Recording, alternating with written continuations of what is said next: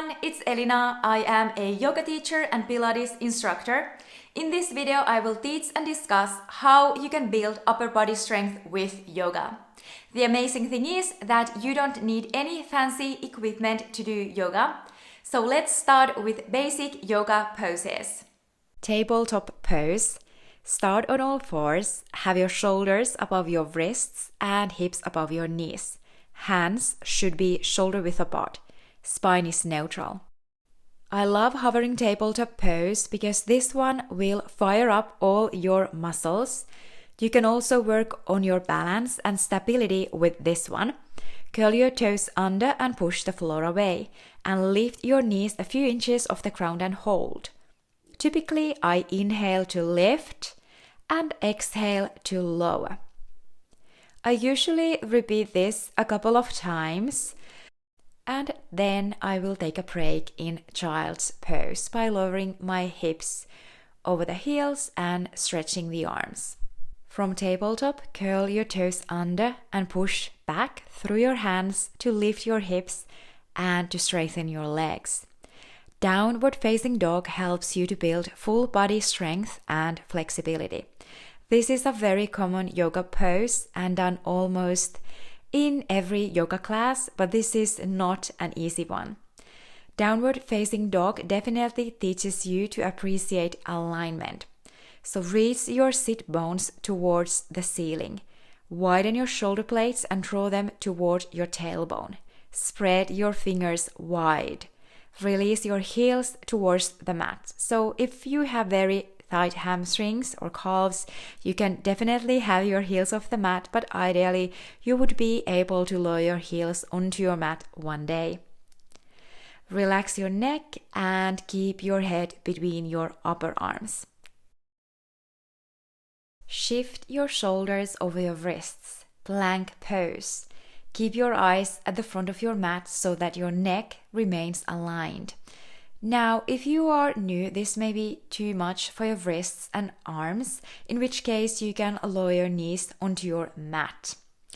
Otherwise, hold your plank for a few deep breath cycles. You can also warm up the body by moving between downward facing dog and plank in a wave-like motion. So inhale, shift your shoulders over your wrists, and exhale, lift the hips up and back. Inhale, ripple forward in a cat-like motion, and exhale, arch the spine and let the hips bring you up and back.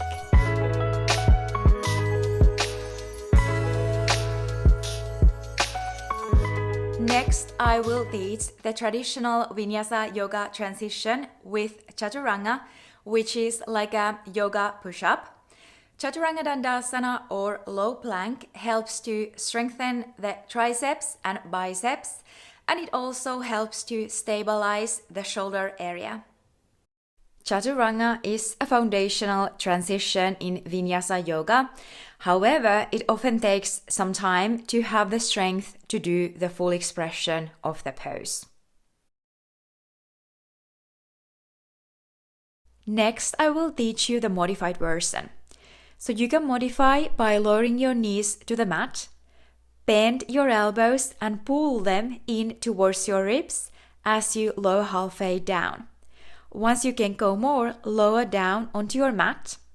Hands under the shoulders. Inhale, cobra, lift the head and chest. And exhale, hands under the shoulders and lift yourself up and back, downward facing dog. When you do your full chaturanga or low plank, push the floor away when you lower halfway down, bend your elbows straight back, and broaden your collarbones and turn your chest forward. Then move to upward facing dog, keeping the chest open, and roll over your toes back to downward facing dog. Lastly, I will teach you wonderful plank variations that will challenge your balance and coordination. In downward facing dog, lift your heels and drop both heels to the left. Lift your right arm and look at the hand. Stack your shoulders and your hips. To modify, you can lower your left knee to the ground. I like the feet stacked side plank variation because it forces us to be fully present and focus on the core. There are all kinds of challenging variations. For instance, you can bend your right knee for 3-leg variation. And if it's available, you can even take your big toe with your 2 first fingers and thumb, and then straighten your lifted arm and leg. Obviously, this one often takes years of consistent practice to happen. Remember, physical expression is never the most important thing in this holistic mind, body, spirit practice. Plank to forearm plank. This exercise is a combination of plank and forearm plank. Start in high plank. Bend one elbow and lower the forearm to the mat. Bring the other arm down so you are in a forearm plank.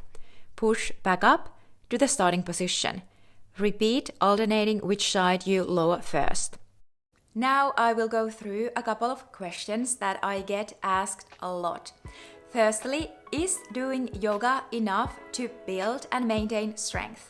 And the answer is, this really depends. It depends on various factors, such as what type of yoga you do, how often you practice, and what your goals are, and also what type of body you have and your overall physical health.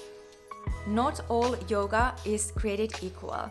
If you do very restorative and gentle yin yoga, that won't help you to build strength, even though it can be a beautiful practice to calm your central nervous system. But if you choose to practice more vigorous Vinyasa flow, power yoga or Ashtanga yoga, you will definitely build strength.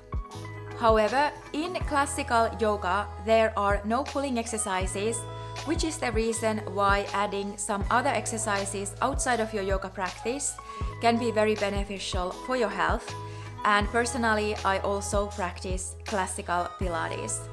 The second question that my students ask me a lot is, how can I build more strength with yoga? Firstly, be fully present in your yoga poses and use all your muscle groups. Secondly, choose more purposeful poses and hold them longer. Because the thing is that if you want to build strength, you actually have to put in the work and push yourself in those more challenging yoga poses. Thank you so much for watching. Please remember to subscribe. Have a lovely day, and I will see you next time.